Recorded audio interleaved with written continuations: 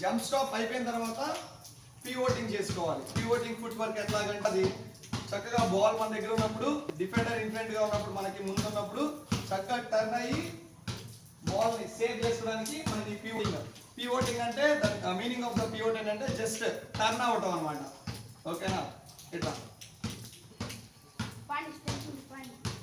ఇప్పుడు ఇక్కడ మనకి ఫ్రంట్ డిఫెండర్ ఉన్నాడు, డిఫెన్సివ్ పొజిషన్ తీసుకో. ఓకేనా? ఫ్రంట్ డిఫెండర్ ఉన్నాడు. మనం ఇందాక డ్రిబుల్ స్టాప్ చేసాం కదా, డ్రిబుల్ జంప్ స్టాప్ చేసినప్పుడు డిఫెండర్ ముందే కాబట్టి డిఫెండర్ ఏం చేస్తాడు, బాల్ తీసుకొని ట్రై చేస్తాడు. సో మనం ఇప్పుడు ఏం చేయాలి, ఏదైనా ఒక లెగ్ ని తీసుకొని ఎయిదర్ ఫ్రంట్ పివోటింగ్ కానీ లేదంటే రివర్స్ పివోటింగ్ కానీ చేసుకోవాలి. ఒక్క కాలు మనం యూజ్ చేయాలి. ఓకేనా? ఈ కాలు యూజ్ చేసిన తర్వాత మళ్ళీ ఈ కాలు యూజ్ చేసామంటే మనకి వైలేషన్ ఉంటుంది. ఓకేనా? ఆపేసి జంప్ స్టాప్. ఇప్పుడు మనం ఏం చేస్తామంటే జంప్ స్టాప్ తో పాటు పివోటింగ్ అన్నమాట. ఓకేనా? డ్రిబుల్ చేసి ఫస్ట్ మనం చేసిందంటే రైట్ హ్యాండ్ డ్రిబుల్ చేసాము, రైట్ హ్యాండ్ డ్రిబుల్ తో పాటు రైట్ లెగ్ పివోటింగ్ యూజ్ చేస్తాము. ఓకేనా? Forward pivoting, reverse pivoting. Jump stop 1 2 3 2 1.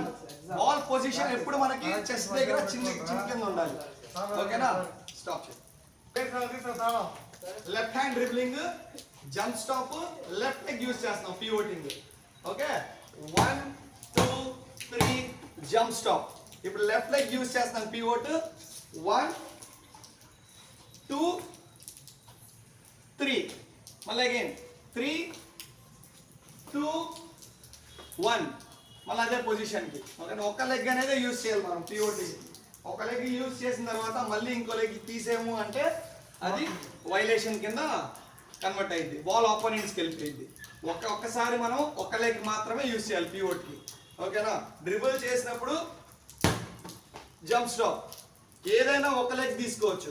నువ్వు ముందుకన్నా తిరగవచ్చు, ముందు తిరిగినప్పుడు బాల్ దూరంగా పెట్టాలి డిఫెండర్కి, లేదంటే రివర్స్ అన్నా తిరగవచ్చు. ఓకేనా? కాన్సెప్ట్ ఏంటంటే డిఫెండర్కి బాల్ దూరంగా ఉండాలి. మనం డిఫెండర్ వచ్చినా సరే భయపడాల్సిన అవసరం లేదు.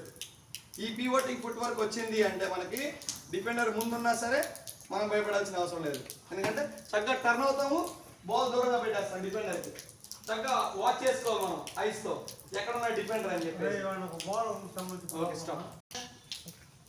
ఇప్పుడు వచ్చేసి డ్రిబ్లింగ్ ఫిగర్ ఆఫ్ 8 అనమాట. షూ లెవెల్లో డ్రిబ్లింగ్ చక్కగా finger tips, finger pads use చేసుకుంటా ఒక 5 repetitions clockwise, 5 repetitions anti clockwise అనమాట. చక్కగా బెండ్ అవ్వాలి, ముందుకు పడిపోకూడదు. స్లోగా మాక్సిమం బెండ్ అయ్యి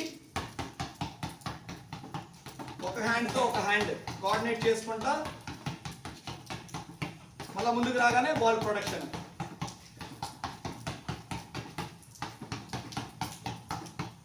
ఫైవ్ టైమ్స్ అవ్వగానే మళ్ళీ సేమ్ అదే మన reverse.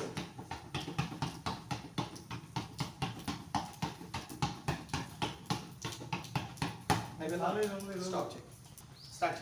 Continuation figure of 8 dribble అయిపోయిన తర్వాత 1 డ్రిబుల్. ఈ డ్రిల్స్ మనకి ఏంటంటే బిట్వీన్ ద లెగ్స్ డ్రిబుల్ కి హెల్ప్ అవుతుంది. డిఫెండర్ వచ్చినప్పుడు ఏంటంటే చక్కగా ఇలాగా సెపరేట్ అయ్యడానికి హెల్ప్ అవుతుంది అనమాట. దీని నెక్స్ట్ ఏంటంటే వేరియేషన్ 1 2 3 1 2 3 1 2 3 అలా మనం డ్రిబుల్స్ రెడ్యూస్ చేసుకుంటా 1 2 1 2 1 2. ఇంకా కొంచెం మనకి చక్కగా ఆ రిథం అలవాటు అయింది, బాగా కంట్రోల్ ఉంది అంటే కనుక కంటిన్యూయేషన్ అనమాట. మనం ఏదైతే చేస్తున్నామో మనం అదే రివర్స్ చేయగలగాలి. ఓపెన్ చేసి చక్కగా ఫింగర్స్ ఓపెన్ చేసి బాడీని, బాల్ హ్యాండ్స్ ని కోఆర్డినేట్ చేసుకుంటా చక్కగా ఇట్లాగా డ్రిబ్లింగ్ చేసుకుంటా మనకేంటంటే అదే అలవాటు అయింది. అలా వచ్చేసిన తర్వాత ఏంటంటే మూమెంట్ తో కంటిన్యూ. మూమెంట్ ఏంటంటే చక్కగా ఇదిగో ఇట్లాగా. ఓకేనా? 1 2 3 1 2 3 1 2 3 డ్రిబుల్స్ రెడ్యూస్ చేసుకుంటా 1 2 1 2 1 2 కంటిన్యూయేషన్ అనమాట. కంటిన్యూయేషన్ ఇట్లా చేసుకోవచ్చు. కంటిన్యూయేషన్ ఇట్లా మూవింగ్ అవుతా ఫార్వర్డ్కి బ్యాక్వర్డ్కి. ఇంకా కొంచెం బాగా మనకు అలవాటైంది బాల్ అనుకున్నప్పుడు సీజర్స్ స్లోగా దాన్నే మనం రివర్స్ చేసుకోవచ్చు స్లోగా. బెండ్ అవ్వాలి బాడీ, పైకి కిందకి చక్కగా కోఆర్డినేట్ చేసుకుంటాం. Okay, stop.